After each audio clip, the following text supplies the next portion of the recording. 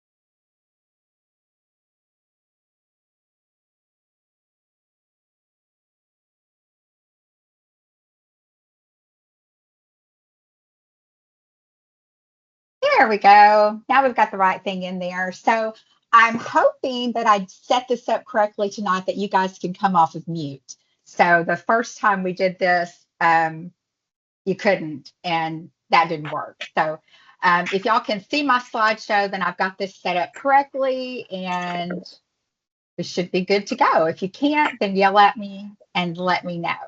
So these are some of the same slides that we shared with the very first collaboration session where we were saying that, it's this theory of change about how you know where you are right now and how you want to try to improve. And so this is all about collaboration. If we collaborate to share best practices and strategies, then we will enable students to increase their scores on this portion of the written exam. And so that's really what we're looking to do and that we hope to accomplish by continuing to offer these sessions.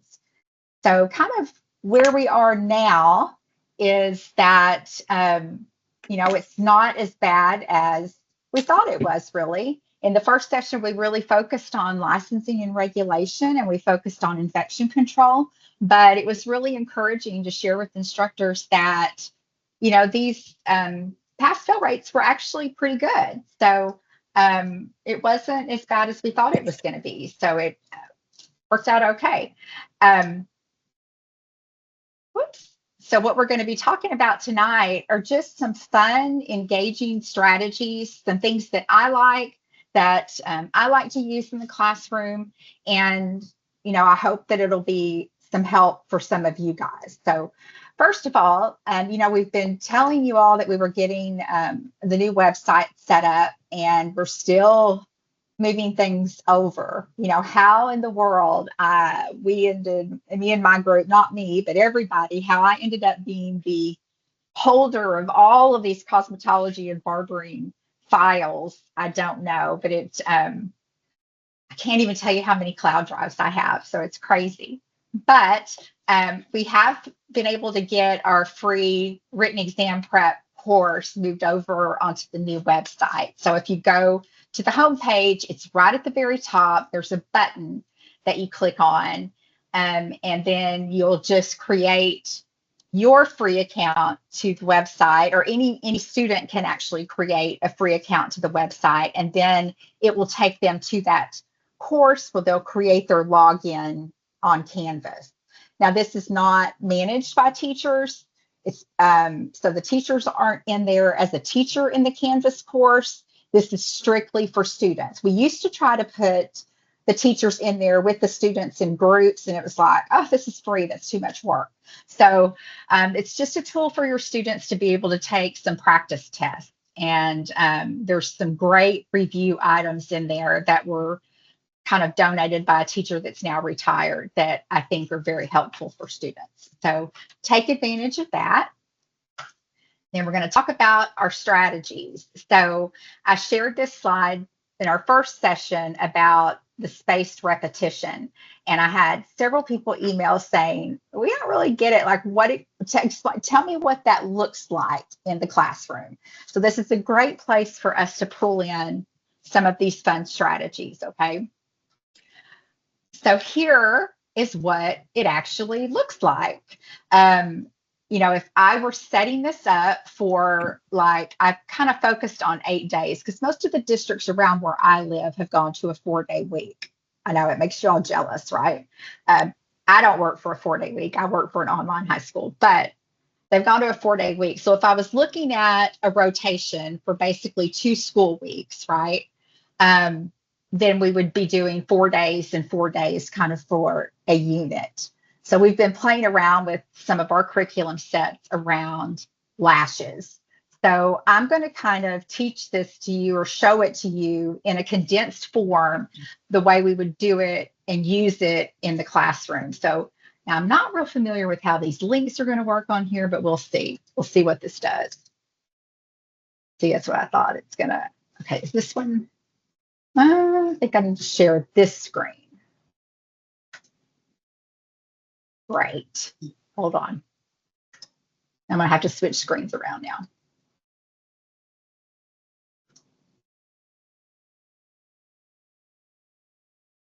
That's one of the problems with doing all this stuff online, is having to move all these screens. Okay, here we go. I'm getting it.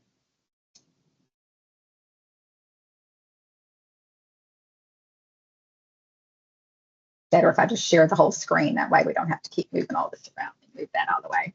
Okay, so for example, on day 1, this would be kind of our text. So we're looking at the history and the career of eyelash extensions, the history and careers of eyelash extensions. So you would go through, they would read through this text, maybe in small group settings, or this could be something that you present to them in a lecture format, and you also deliver it to them through your learning management system, or maybe you print it out without all this dark background because nobody's got money to pay for that kind of printing. But it would go through just the basics of the career opportunities in this industry for eyelash extensions, and be something you could open up to the class for discussion, talk about all of these things. Pull up the slide again. So that would be your day 1. They would take notes, do all the stuff, do all the things that you would normally do in your classroom.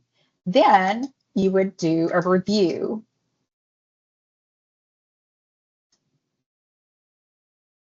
I already know that's not going to work. So for this one, this is a new techie tool for you that it's not one of the fancy ones, but it is a good free one for teachers. So this is called crowd something. Can't remember. But I'm going to see if I can pull this up and log it in for you. Hold on just a second. That way y'all can play along. Hold on.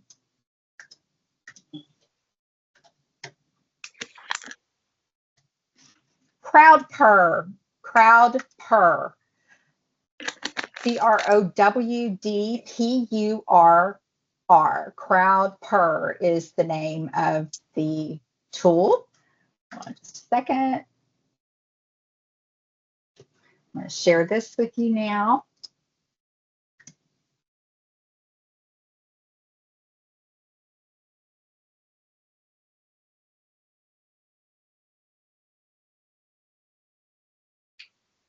Okay, so here we go. So you're going to go to crowd.live, and I'll see if I can paste this over in the chat for you. This is Survivor, is this game. So what happens is that when a student gets just one question wrong, they're out. There's the link, because this is Survivor, so they have to survive, right? So if y'all will go to the link, then I'm going to see if I can remember how to start this little guy.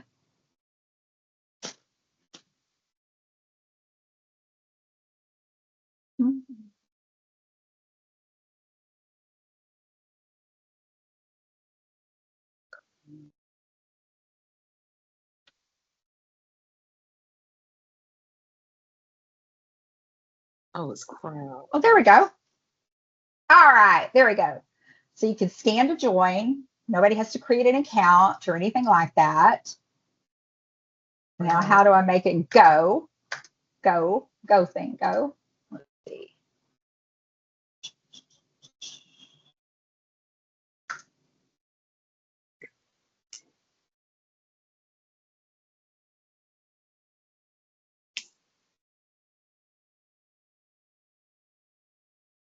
Oh, this can't be that complicated. I just tap it up further. Hold on. This is the newest thing that I play with.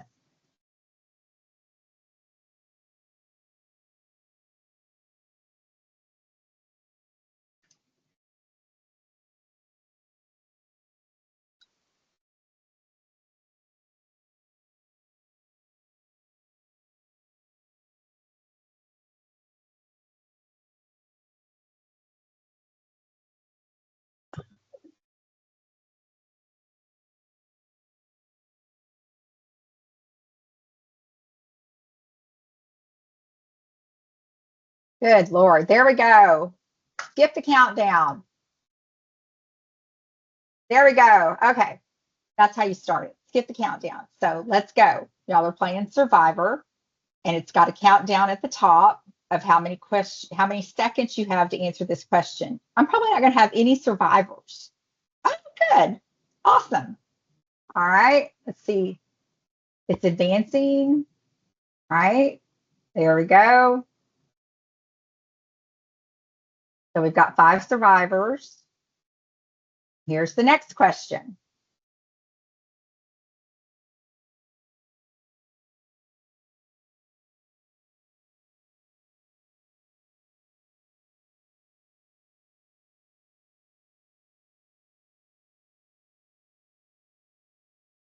There we go.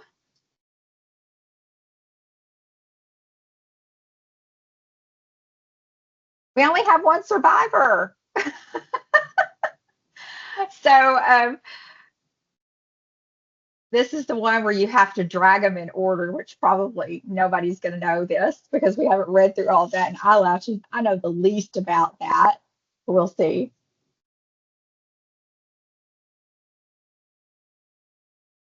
Okay.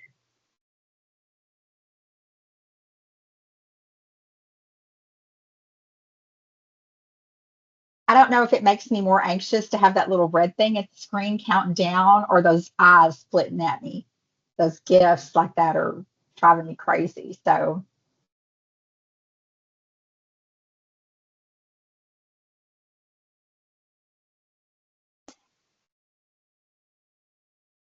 So it's called Quiet.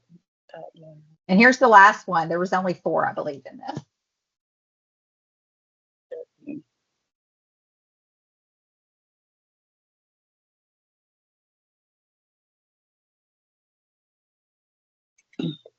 I would totally wear those green lashes. I like them.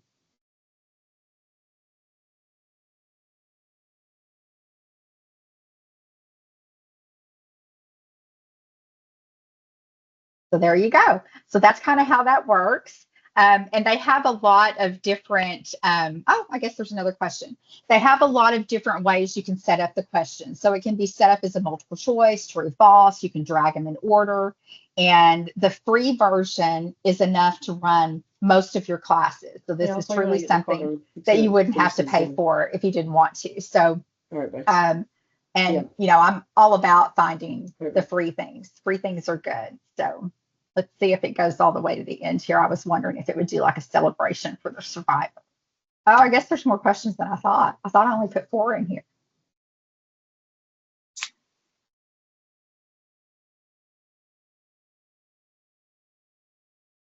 You know, and then if you're doing something like this in your class to differentiate the instruction for students that maybe are English language learners or dyslexic students or special ed students, I would in a live setting, in a live class, I would be reading those questions. I wouldn't necessarily read the responses, but what I would, you know, instruct those students to do is for them to be reviewing the responses while I'm reading the question so that they can determine what the correct answer would be.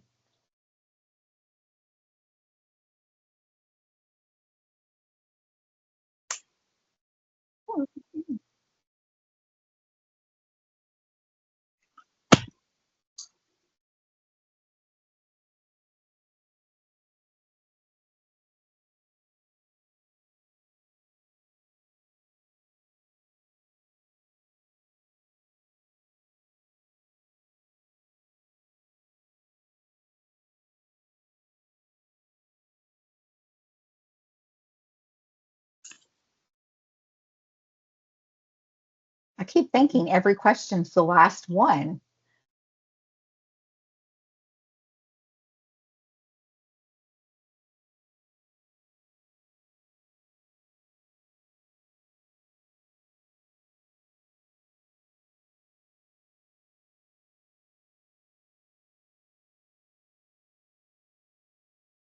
Well, I'm going to leave that running in the background.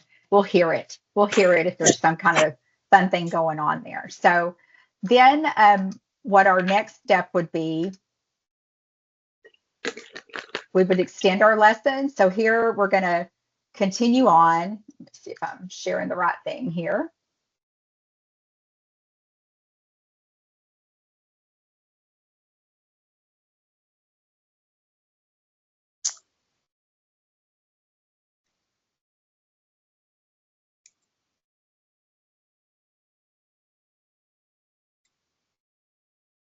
Miss Renda, we can only see the participants. We cannot see you There on we like go. your screen. Now you got it? Are you seeing the black thing now, your future demographics? Thank you. Yes, thank you. Yes. Okay. So now what we would do is we're going to extend their learning. So this is still all going to be connected to that very first lesson, right? We're going to just give them more text to read, another talk, another discussion about the growth of the industry and all these great opportunities that are available to them in this industry. We're going to talk to them about aftercare and selling products and how you can make as much money in the salon by selling aftercare products as you can with services. And that doesn't require you to be, hurting your back and using your hands, So we're going to talk about all the different career opportunities for them. And we're going to extend what we started with. And we're also going to be still talking about the history of this industry. So we kind of start with a quick review, like remember, you might call out a few questions to them. Then we will go. I'm going to still have to switch screens here. Sorry. Such a pain. Then we would go into another review.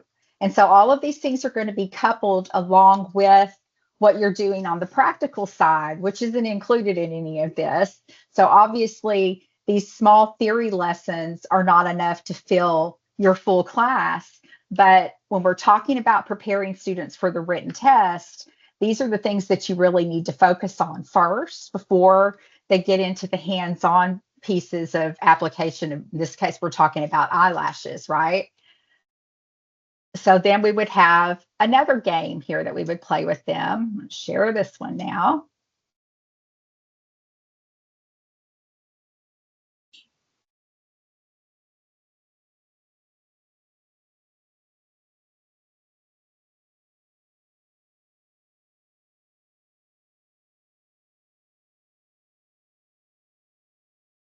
Okay, so this is called Bamboozle. I don't know if any of you have seen this one or not. This one's probably a little more out there than the one we were just looking at that I never can remember the name of, that pretty much good enough free to use. This one's a little more robust. It has a lot of great content that's already available that other people have built for you. Like when I couldn't believe it when I went in and I typed in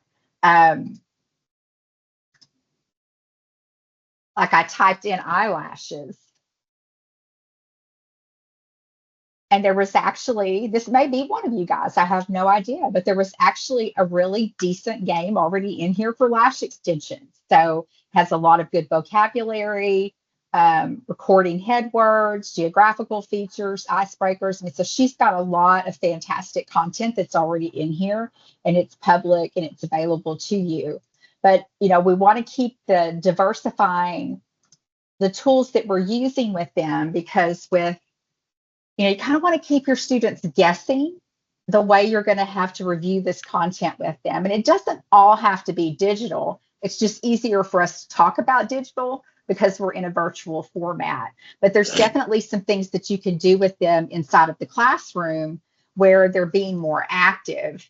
And, like where a correct response, in other words, with Survivor, you could do a Survivor game where it was more of a live and interactive type game where maybe you're showing the questions on the board, but they're not necessarily clicking anything or doing anything on their computer while you're playing that game. I think it's good to pull out some old board game type strategies if you're talking about gamifying your classroom and not just keeping it all on the computer. They do enough of that as it is, right? So with Bamboozled, if you've never seen it with this one, you would just play it and I'll copy it over here for you, put it in the chat.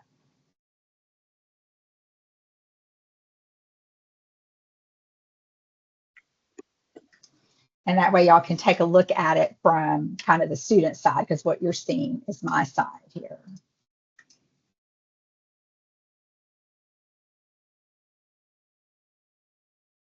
Okay, so let's go back over here to this real quick and we'll talk about a couple of more things. Okay,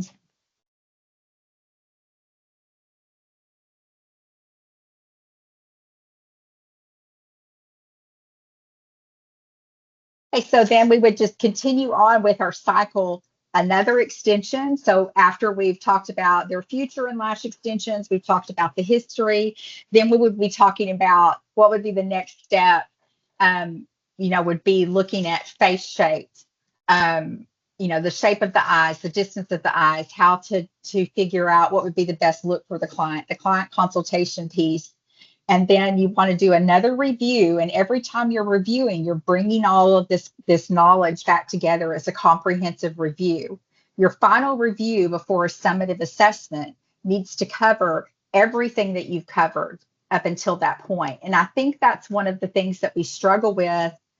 It really doesn't even matter what type of school it is. If we're looking at adult ed, higher ed, private schools, we have adult learners that are there for, a full day. I've always said going to cosmetology school or aesthetics or barbering, it's like having a full-time job that you don't get paid for, right? They're there 6 to 8 hours a day. And, in that case, you can't give them 2 hours of theory in a classroom. They won't remember any of it. Everything has to be chunked up in these little small pieces for them. And when you come back together the next day, you review it quickly and you add to it. Review it, add to it. Bring it all together, comprehensive review, and then a summative assessment. That way they've received this information multiple times. And like we've even followed this model with our distance learning in that they get a PDF piece of a textbook where they read it. Then they're going to watch a video that's going to really basically tell them exactly what's in the textbook. It may be in a different format, like somebody, cartoon characters talking or something, but it's the same content. And then we do a review and they get it the third time. So it's the same thing with your high school programs. If you've got them 2 years, 3 years, or 4 years, I hate 4 years, but if you have them 4 years, you have to teach TDLR rules and regulations and infection control every year. And that needs to be your starting place, especially 10th, 11th, and 12th grade. You start over again, you teach infection control and TDLR rules and regulations again, because that's the bulk of the knowledge they need for their test. And it's a little more complicated, and you've got to make sure they know it. They have to know all of that vocabulary, okay? So the technique, it's the psychological spacing. So there's actually science behind this. And they remember this when it's studied over a longer period of time rather than all at one time.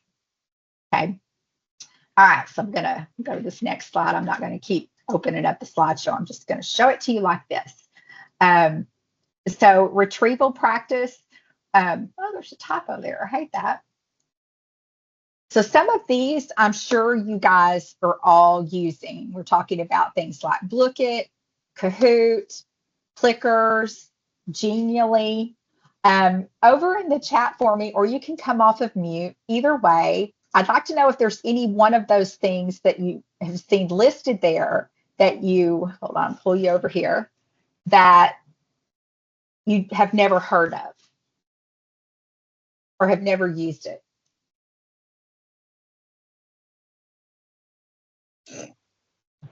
I've never used Genial. Okay. Anybody else? I haven't used either one of them. Clickers? Okay. Okay, great. Well, at least makes me feel better that I'm not showing you something that you've all seen, you know. So I knew Kahoot. Everybody knows Kahoot. Everybody knows Quizlet, pretty much. Or if they don't, it's very easy to pick those up and use them. Was there somebody else going to say something? And Renda, you said they were all free? Most of these have a free version. Most of them have a free version that you can use with smaller numbers. So with the first one that I can't remember the name of, the crowd one, what was it? Crowd purr. I can't remember that because it's a dumb name, actually. Crowd purr is a dumb name. That's why I can't remember it. It's not me, it's the name. But anyway, that one, the free version of it will allow you to run about 20 students at one time. So I usually would tell teachers if you have 25 in a class or too many for that, then put them in teams, put them in teams. The whole goal here of these things are to make them read. It's to make them read. It's like their questions don't have to be hard or complicated. It just, they need to read this content over and over and over again, right?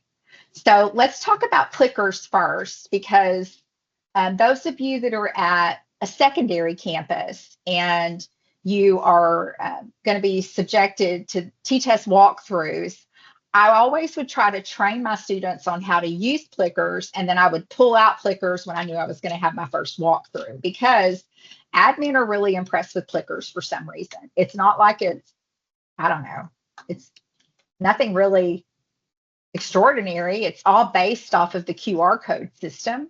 But let me see, I'm going to have to click play on this now. Let me hope it doesn't screw up my share. Oh, I think it did it okay. Y'all are seeing the clicker screen, right? Okay. Yes. All right, so let me see if it'll play the video now, because I forwarded it to the section. So what you're going to see when I start this is you're going to see a teacher that's actually using clickers in the classroom. So the links that are on this slideshow, I'll send all this stuff out to you via email after we finish today. The clickers cards are free to download and print. They look like these QR codes that you see on the screen. And you see, it's kind of hard to see on here. I usually would print mine one QR code to a piece of paper. And if you can get a hold of some cardstock and print them on cardstock, you can reuse them over and over again. But there's B, C, D, and A. So that's why I said you want to teach your students how to use them. Don't start out with it, with them never using it on a walkthrough. But the only way you can teach students how to do this is it's going to have to be a test that you take a grade on. Okay. So you can show them one time and tell them, now the next time you're getting a grade for this thing, because they have to turn that card with the letter up. So if their answer's B, the B's got to be facing up, and they turn it around, and then you scan it with the Plickers app, and you can scan a room of 300 people holding up a Plickers card, and it will catch their answers. So you do have to do a little bit of groundwork, like just uploading your student roster into Plickers to get it going. But they have a great get started guide and the Plickers cards. There is a free version, and you can run like 3 things, I think, for free. So you could have 3 Plickers games built for free, and then you can just kind of rotate them in and out. I don't want ever want to see you paying for it. So let me show you how this works. You can see these are his available cards, and over here where my cursor's at right now, you can see the name of the students.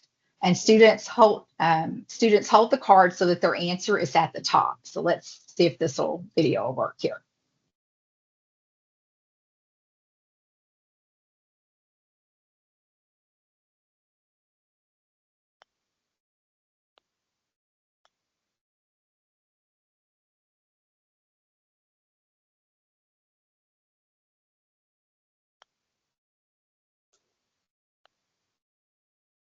Sorry, I didn't mean to stop it.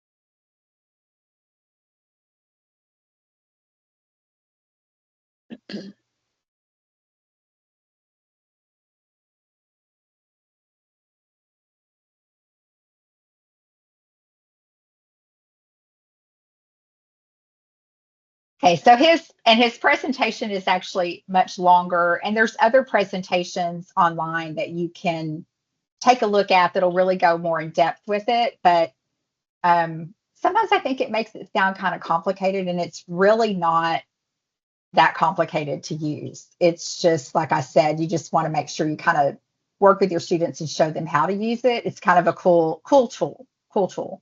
Then, of course, we have Blooket. We're not going to go back into Blooket today because I think most of you have used Blooket. If you haven't used Blooket, it really tends to be one of the students' favorites because they can steal things from each other when you're playing it. If we've got time before the time's up, I'll come back and pull this up for you and show it to you if there's a few of you that haven't seen it. So Genially, I showed on the first collaboration session that we had, but I wanted to show you that there's other ways to use Genially. They do have an education account that's deeply discounted, but they also have a free version that will allow you to use a lot of the cool tools that are available in Genially. I would use a school email address to open your account. That way, if you decide it's something you wanted to pay for, you would be able to do it and not, and take advantage of that education price. So here we go. I'm going to open this up.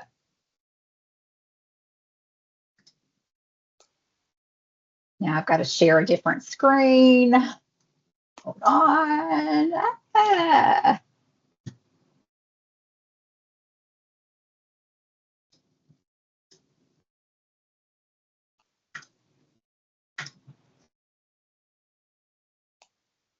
Okay, so this is what it looks like. And so you can see that there's a little, there's always this little thing on the home page if you added any noise to it. And I always add noise to it because I think it makes students crazy, okay?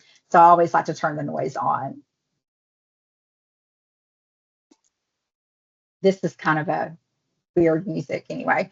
So this was a case study one that we put together where they kind of have to, think about some of the questions that are posed to them about this is pertaining to opening a salon.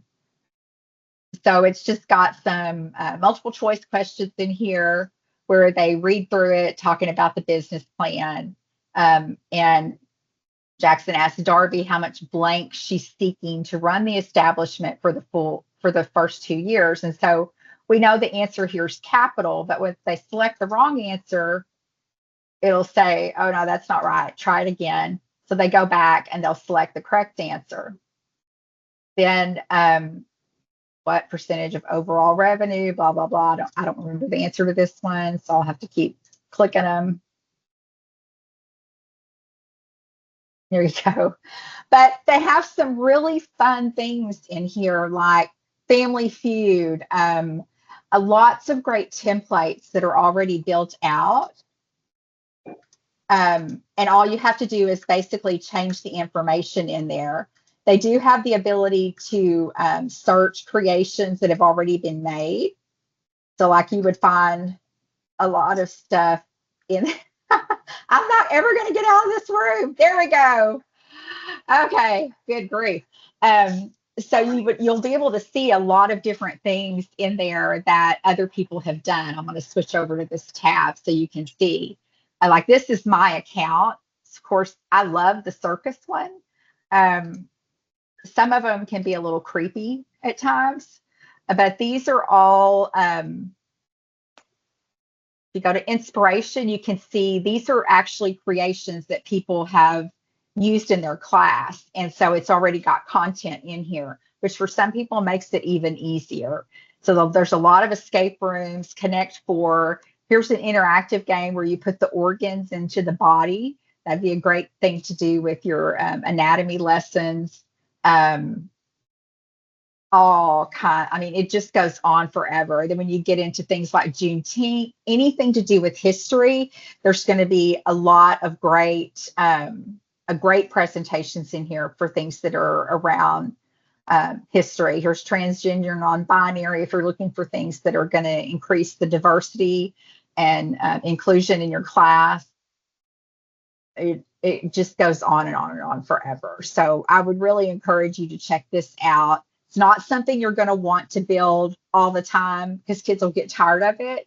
But the key here is to diversify. And things like this where they do not have to log in to use it, that's what you're looking for. Anytime they've got to create an account and have a password, you've got a barrier in place. And so what we want to do is remove all barriers from students actually using the things that we are preparing for them. Okay. So that one's one. And let's go back over here to the other ones. Hold on. Reshare. You have most of your chapter test template. That's awesome. Yeah, I'm sure there's lots of people that would love to get their hands on those.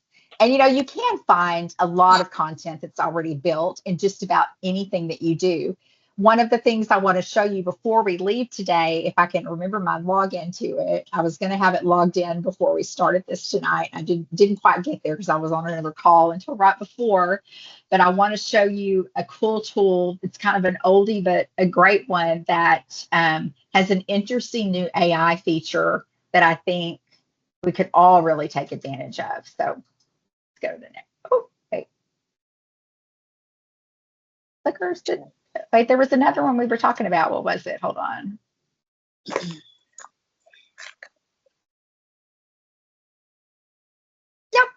we got all the way through them, so I can show you this other thing then. Hold on just a sec.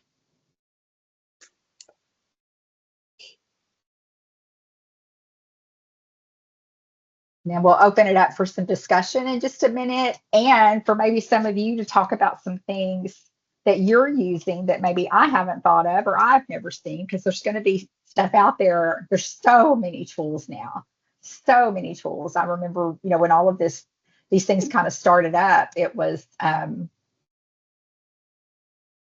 everybody used, Quizlet or, okay, here we go. Okay, so I know you guys all remember Prezi because Prezi was really hot a while back, and I never liked to be in a presentation where somebody was doing something with the Prezi because it's those ones that move all around and make you kind of dizzy or seasick or whatever. It would give me motion sickness. But this is cool. Their new AI feature in Prezi is pretty awesome. So when you log in, they do have a free account. This is not a free account, but they have them. And it's just limited. I mean, to what, how many times you could use this tool. I think it's maybe 2 or 3 times a month. So we're going to give our presentation a title. So let's talk about the basic facial. I've been working in skincare lately. Basic facial procedure for aesthetics students. Okay. Continue. And then they want us to tell them about their topics. I want to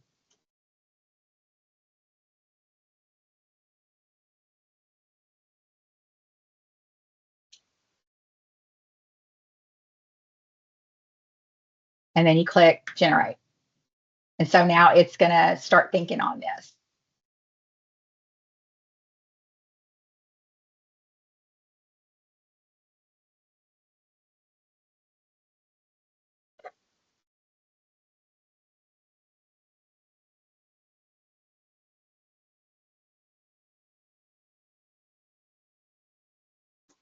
Okay, so it's done. So it's telling us now to go to the first frame. This is the part that always made me dizzy. So here's basic facial procedure for aesthetic students.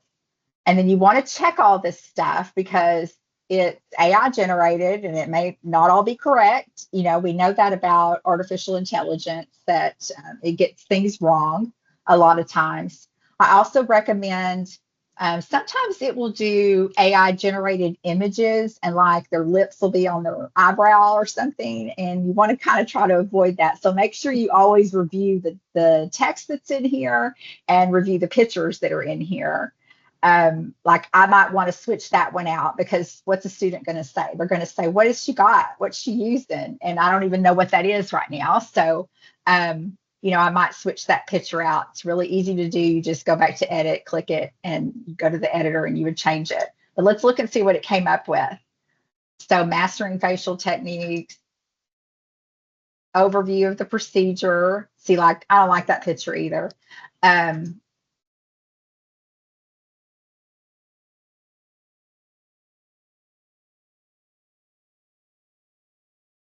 Skin analysis, talking about the skin types, selecting the appropriate products, mastering the steps. First step is cleansing. So, I mean, you can see that there's some pretty decent things. This would absolutely need some tweaking, but when I was playing around with it last week, I thought, I might use this in class where I would say, go to Prezi and do this. It's going to give you a foundation. And now I want you to go back and clean it up. Use your textbook. And so this just says, like mask up. The final step of a facial involves applying the mask customized to the skin's type. Well, I would want my students to maybe take that and put, like, how do you apply it? And, expand on this, expand on the steps. So this would be a good kind of PBL type lesson for your students that would require them to have their textbook out, read, right? And go through and clean this up and then share it with you. And now you're getting them to do your work for you, which I think is even better. So, all right. So that's kind of some fun things that I had to share with you tonight. So I'm going to unshare everything now. I think I already did that. And I want to invite you to, you can turn on your camera, turn on your mic, you can type it in chat, but I would love to hear about anything that you know of that would be a great learning game to engage learners of all ages in your classroom. And also, if you have any questions, now's the time to ask them. And I'm going to pull up the Q&A over here and see. Oh, that was the old one. Okay.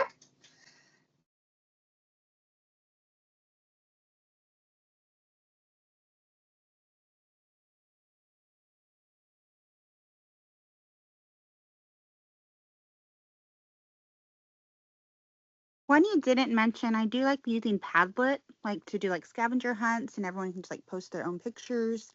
So it gets Yes. really interactive for that one. Yeah, and Padlet is really has really come a long way too. Like it's got a lot of features that it didn't have initially. We used it a lot when I was working at the service center when I was at Region 10. We used Padlet a lot to develop really like these live documents that people could go back to and reference, all throughout the year. So that actually wouldn't be a bad idea, Vanessa, for us to do with these presentations would be to get a Padlet and put them all on there with links, because that's the challenging part of trying to do these sessions virtually is you have to keep switching screens and everything. So the Padlet's a great idea. I forget about it.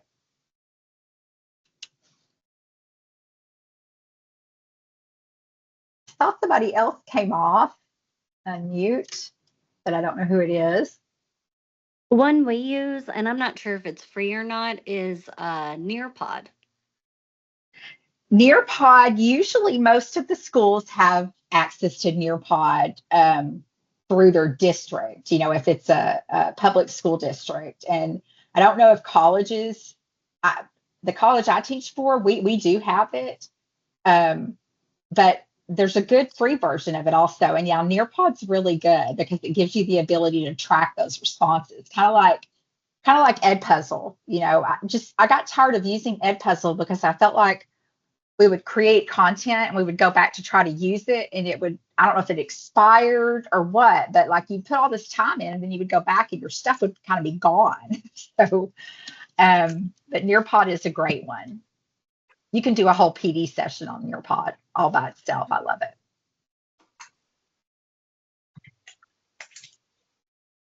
Well, so Shears is a mess. I know y'all are all dealing with that, and I wish I had some kind of something good to tell you, but I don't. Nobody's told me anything good. And I would just say don't fret over it. Wait it out, wait it out. Keep up with the kids' hours and keep up with their permit applications, and just if you're having trouble getting them in there, just wait it out. I have been really concerned about these prepaid credit cards that y'all are using, because I can't tell you, specifically the district or who it was, but just know that collecting, if you're working for a public school district, they have specific policies around collecting funds from students. It doesn't matter what kind of funds it is. They have policies about that. I've always told you, make sure you write a receipt for every dollar you collect from a student, because when they go and audit you, you want to make sure that you can account for everything you've taken in. But I know of a teacher that was actually non-renewed, and that was one of the things that they used was her using prepaid credit cards from students, because her district would not allow them to use the district credit card to permit students. And I don't understand that. They tell you they don't have credit cards, they're lying. Every school district in the state of Texas has a credit card, or nobody could ever travel. They all have them. They're just dumb about it. And, but if you're collecting those cards from people, number one, it's too much work on you. You're having to activate every one of those things. Sometimes they require social security number or something to activate them. Or if you're having to activate it into your name, like there's no reason for you to have to do that. And technically you're collecting funds from a student that's not being deposited at the school district. So, be careful with that. Make sure you meet with your CTE director, have them talk with your finance department, and look up the board policy around collecting funds and how that is supposed to be handled at your district. It's just because it's not cash or not a check doesn't mean you're not collecting funds. You are. And if they ever get ready to get rid of you, they'll come back and pull that out on you or something. Like that's kind of what happened with the teacher that I know of. And so be very careful. Be very careful about that. If you can't do anything else, then they're going to have to send in a check and wait for you to get them back. But that would be much better than you getting in trouble over something like that. I wish that had never become a policy for schools to do it that way. It's crazy. It's crazy. What else y'all have? Anything?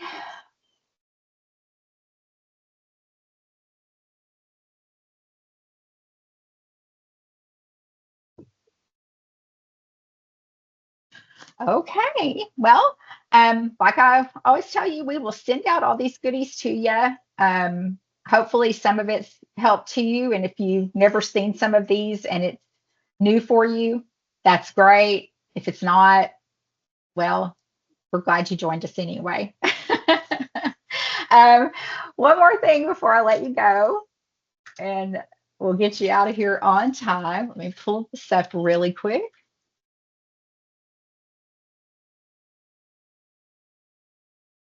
Because I want to make sure that we get all you guys in here for this student expo, because if we don't get you in here for it, it'll be a one-shot wonder. We'll have it 1 year and we will not ever do it again because it's a lot of work.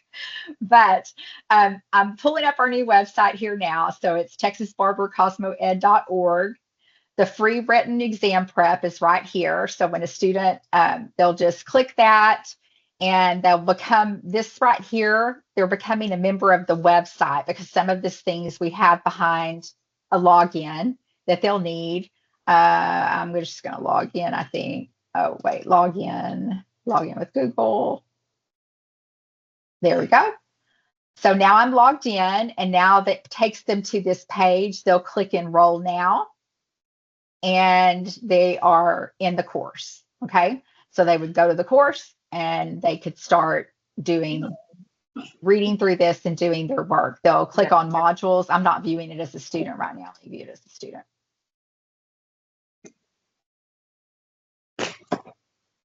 So Now, here's what I want to tell you about this. We built this out a long time ago. It we're we want to go in and update some of the test questions and add a little bit more content and maybe add some things for barbering in here, some of the shaving and some things around eyelash extensions that probably are not in here. But these are so good.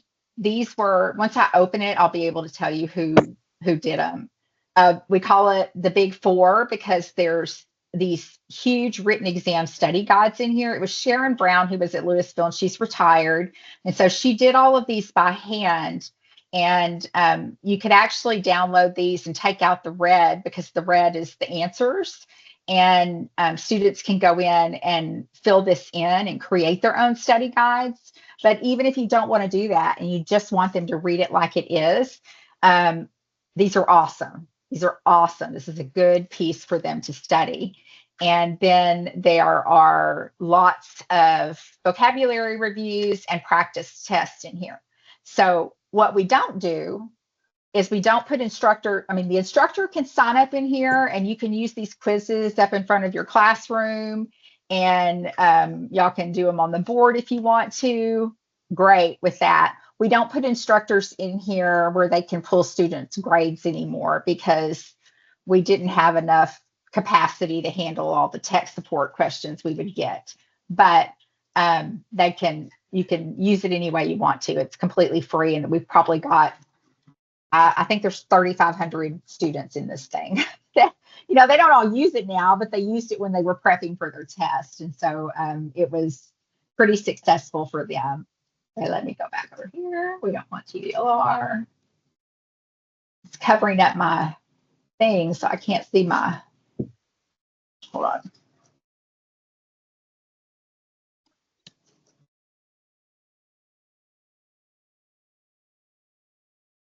There we go. Okay, and then the expo.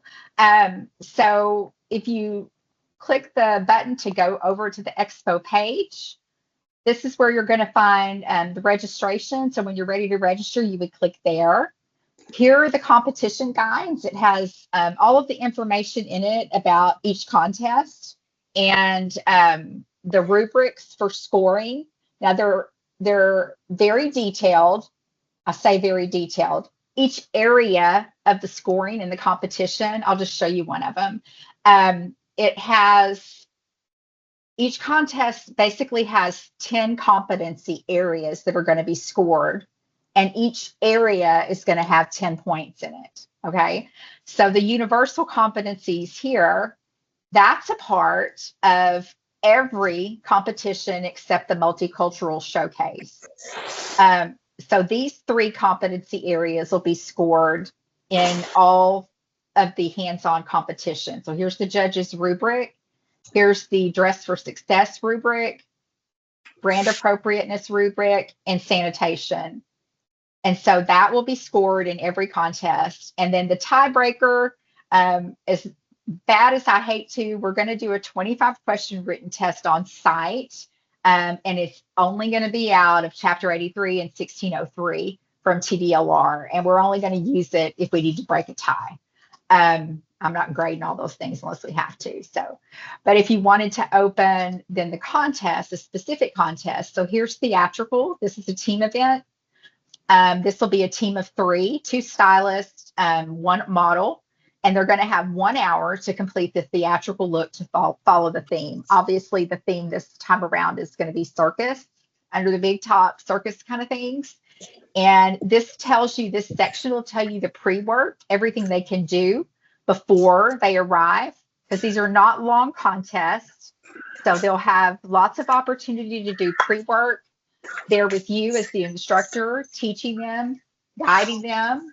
But the finish out, they will do on site. The schedules are in here, and then you'll get into the scoring. So like I said, these competencies, they're going to rate them from 1 to 10. And this tells you exactly what they're looking for in each competency area. So this is exactly how they will score them. Okay. And for the registration piece, back one page here.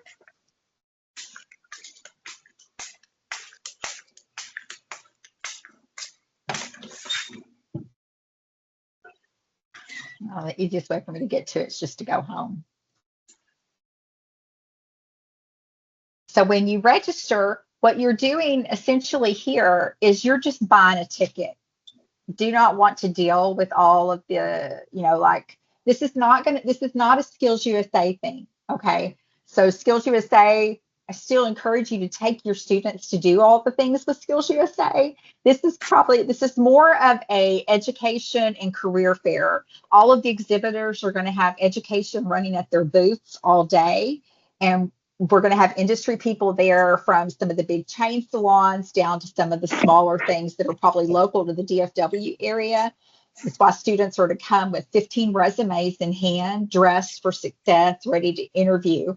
So we want them to introduce themselves and network and look for a job while they're there. The competition piece is a way for us to give students things because we're going to have some cash prizes that'll help them get started out in the field and lots of tool things that they're going to be able to use in their new career that are going to be furnished by a lot of our exhibitors. So when you're buying a ticket, you're going to select the competitions that you want, right? You can choose the ticket list here. So when you're doing one of the team events, that's a $150 ticket because it covers 3 people. It's the same price, $50 for everybody that comes in. So you would click these competition areas to get your ticket. You have to close the list to do that. But not putting names in there. The only name that's going to go in your registration is the educator. The educators are buying the tickets or doing the order for the tickets.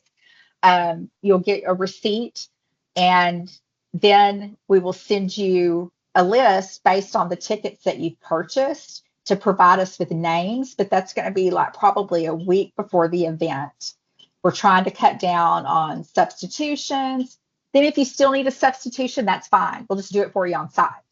But this is not some big technical advancing to nationals kind of thing. We want this to be fun, easy, and not a big hassle. So you can register with a purchase order. So we'll send you an invoice if you register in that way.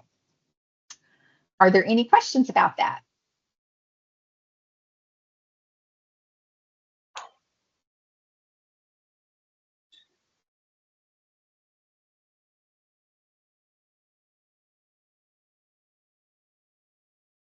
Okay.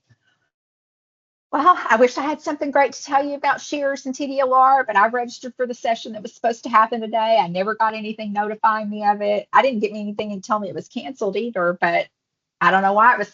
Well, I think we do know why it was canceled. So hopefully they'll get that rescheduled pretty soon. And guys, I really think they're trying. Yes, Melissa, you can come off mute.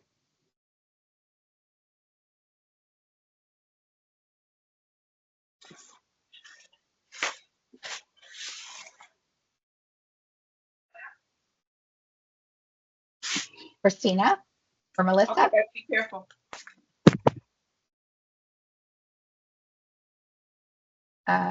Christina, do you have a question?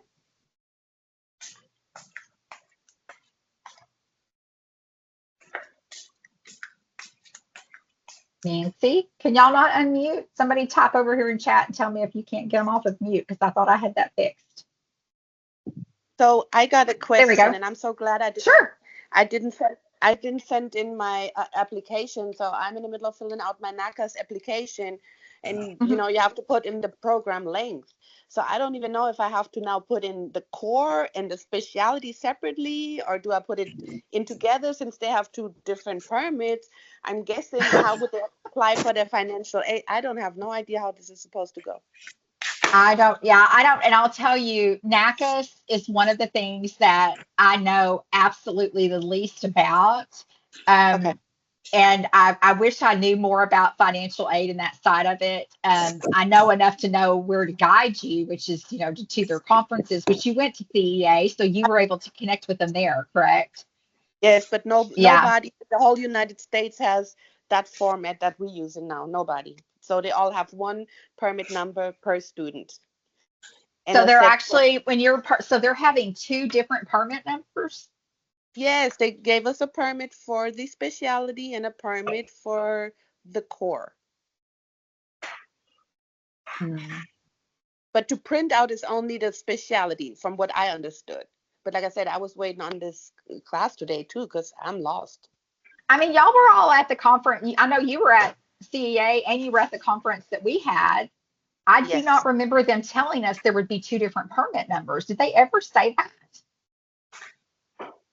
I don't remember them saying that, but when we look at it, Alicia's no. Yeah, I don't. I mean, I'm going to have to go back and watch the recording. I do not remember them saying that because what a mess.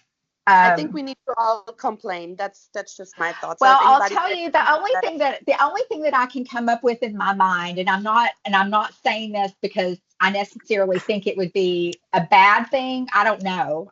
You kind of have to develop your own opinion of it. But we have heard that to expect there to be a hair only license. Okay. Now, what is? I guess that would be just like anything to do with hair. So no nails, no skincare, just hair. And that makes sense to me, except they've still got their core all screwed up. I mean, it makes sense to me when we're talking about stackable credentials that you would have.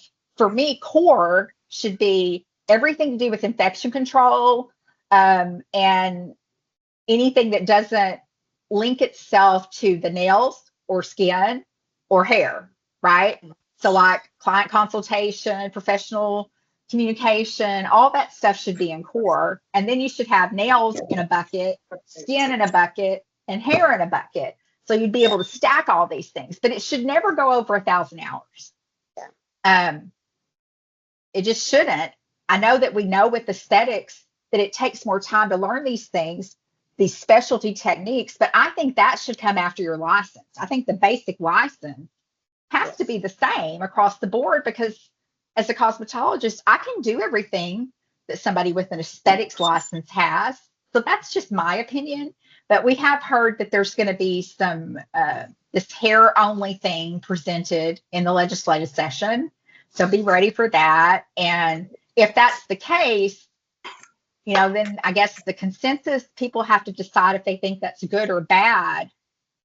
If it happens, they've got to clean this stuff up. Like it's going to have to be something that's stacked like this. That's my opinion. But I'm wondering if that's why there's these different permit numbers. Yeah. See, that would start to make sense to me. It's like, okay, you've got this, your core complete now. Now here's your aesthetics permit. Okay, now you've got aesthetics. I don't know. Well, thank you. Yeah. Did somebody else have a question? There's a couple of hands up, but you'll have to unmute or type. Melissa?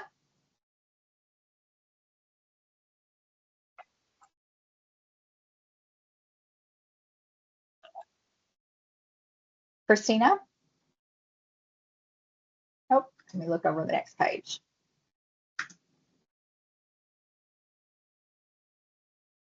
All right. You can't unmute. Why can you not unmute? Hold on. Let's see. I'm going to disable your mic. Now I'm going to allow your mic. Now see if you can unmute.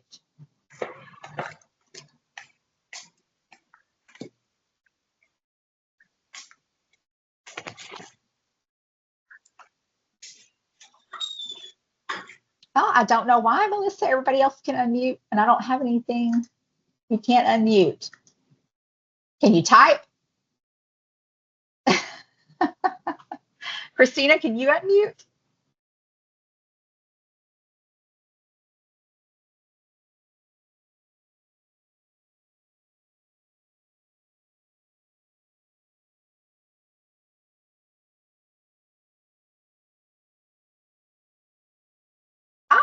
Okay, that's easy. Hold on, and I'll pop it into the chat for you. Hold on just a second.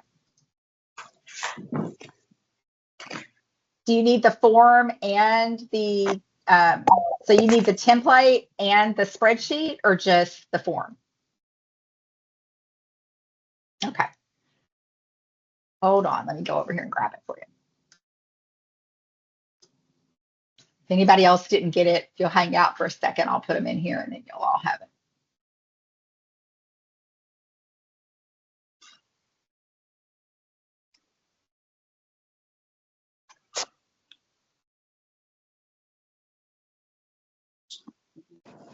Hey, Renda. Yeah. Hey, while you're working on that, I was permitting kids today, all freaking day, and it TDR does say that you have to first enroll them in the core and print that permit, and then go back using their social security number and re-enroll them in the specialty and print that permit. And they want both permits with both permit numbers. And do they have two different numbers on them? Yes, they are two completely different numbers. So which one do you use when it's time to register for your PSI account? So I don't know that answer. We did go back. We went back and we looked at like where you can just list your student and get their hours or whatever. Right. All of my seniors were auto-populated into the cosmetology specialty, and so they've got it'll say their first 700 hours went into core, and then whatever they had over that automatically went into cosmetology specialty. Because they were permitted, last year. It's insane. Basically you have to do the work twice of permitting kids. I can tell you that the ones that, that I've worked on with schools over the last year that have been moving from students that were in cosmetology, but we were moving them into the barber shears, the hours were not pulling over correctly. They wouldn't show it all until you put in the first set of hours, and then they would show up. And so it was then they had too many hours. Right. It was crazy. So yeah, I'm assuming when we go in to post hours, every kid is just going to be on there. It's going to come up like it did on the list. It's going to come up, Becky core, Becky specialty. And you're going to put the hours in where they go, because they want them both registered in both at the same time. Because initially I thought, okay, we register them all for core. As they finish their 700, you go back in and you put them for the cosmetology. But when you're registering kids, when you're permitting them, it does tell you to do it both. It says to do the core and then come back in and do the specialty and have both permits in your book.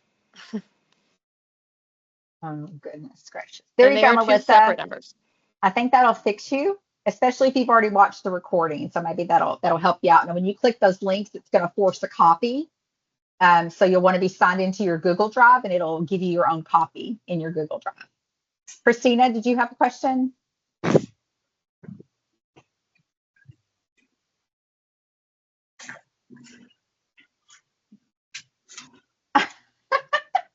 Melissa, that's a funny looking face.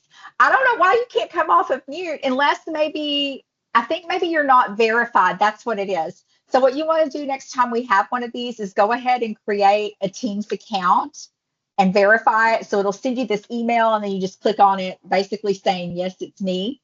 And then I think, because that must be why it's not letting you unmute.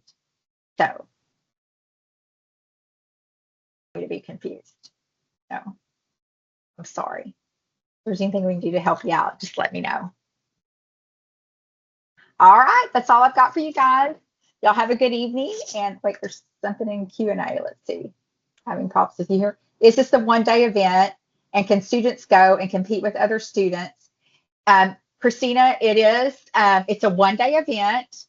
Students can go and compete with other students. We only have two things that are a team event. It's wedding day and then the theatrical team. Those are both a team of 3 students. So it's, I'd recommend maybe getting 2 of your more advanced students with a younger student to go as the model. And then we have men's hair cutting and beard design that's done on a mannequin. We have a women's cut and dry that's done on a mannequin.